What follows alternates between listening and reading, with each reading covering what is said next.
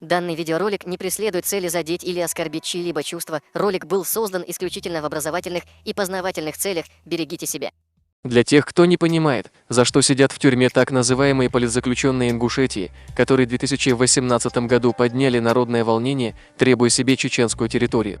Территория, которая никогда им не принадлежала. В этом ролике вам станет понятно, за что сидит в тюрьме эта кучка провокаторов и отбросов общества. В этом ролике мы покажем вам невежество псевдопатриотов из Ингушетии. Все мы знаем Абадиева как заявленного чеченоненавистника, который занимался тем, что пытался исказить историю чеченцев, навязать им нечистое происхождение и тому подобное. Также Абадиев был активным участником митингов в Магасе в 2018 году.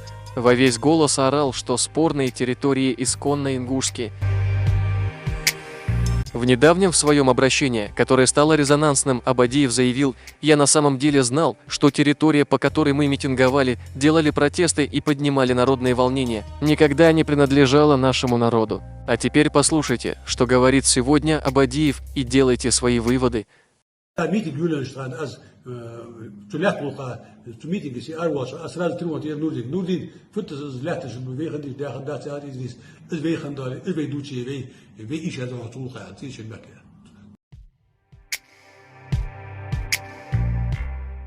Как мы видим, в 2018 году Абадиев звонил другому известному ингушскому историку Нурдину Кадзоеву и выяснял, чья же территория, по которой они собираются митинговать. Кадзоев ответил, что эти земли никогда не были ингушским, если мы будем о них говорить, непременно потерпим поражение.